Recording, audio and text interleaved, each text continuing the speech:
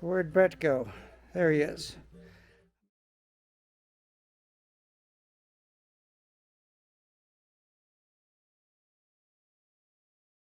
I'm going to ask Brett to come over here and just give us a little explanation, demonstration really, of what it takes to make what's going on inside these skeletons that you see here. I'm just going to go closer up. Most of you might know.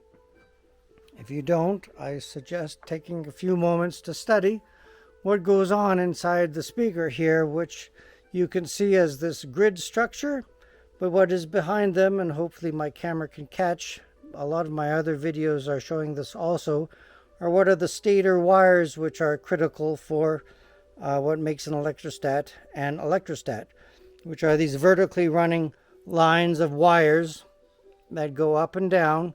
There are 7 banks of these cells on the front, 1, 2, 3, 4, 5, 6, and 7. And there are also the same number on the other side. The stator wires are carrying the audio signal. But what I want to talk about now is actually one aspect, which is the creation of the stator banks, which is so time consuming and takes a very steady hand and a whole lot of experience. And if you recall or have seen on the website, the G9, our largest panels, they actually have an entire mile, 1.6 kilometers, of hand-laid stator wire, which I'm showing here on the camera. The stator wire is an insulated copper wire, as so, and it has to be drawn up and back. And I'll get Brett here just to show me. He's going to have to go pull it up and then pull it back. Let me get around here. On this apparatus.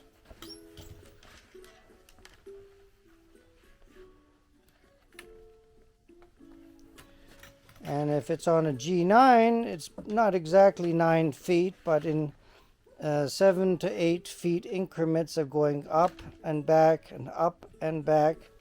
And then, correct me if I'm wrong, Brett, but at some point, each stator wire, which you see him applying here, is going to be glued with a super adhesive to each half-inch square along this grid. Is that correct? That is correct.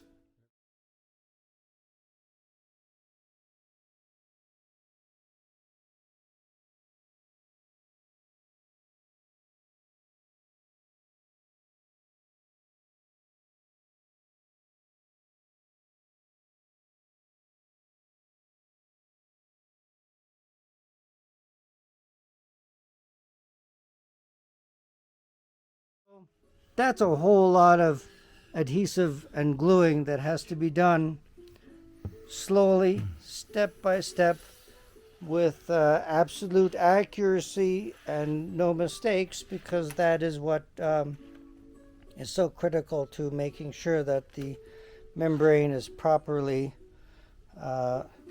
charged and affected by the signal. So this is not the only job that Brett does, but it takes days and days and days of going up and down to prepare these stator banks, which are, I think, probably the most time-consuming job. Would you say that, Yes, Brett? they are. Many hours trying to construct just the lattice, a lot of sanding, a lot of cutting, and then comes the application of the wire, which takes a lot of time, then the gluing, and then the drying. It's a process. The lattice structure itself, they don't come pre-cut for you, do they? They don't. We buy it in sheets, and then we have to cut it down to size, and then glue it and sand it. A lot of prep work just goes into this guy right here. Right. Do you want to give a stab at how long you've been building these things here for? your company? We've been doing the new PX version for about close to 19 years, I think. Yeah. And so we've been doing it for a while now, and I think that we've kind of perfected it to get that tension just right. And you've been doing this since the beginning, I think, right?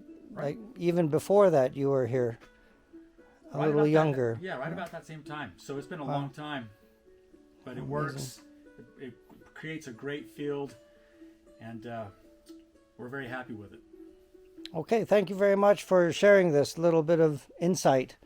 It's something that is not common knowledge, and we don't get much of a chance to see inside here. And in case you are wondering, I think it became apparent, but Brett is the guy who's making one and every electrostat that you see here, and basically for the last almost 20 years are his creations. So thanks to Brett.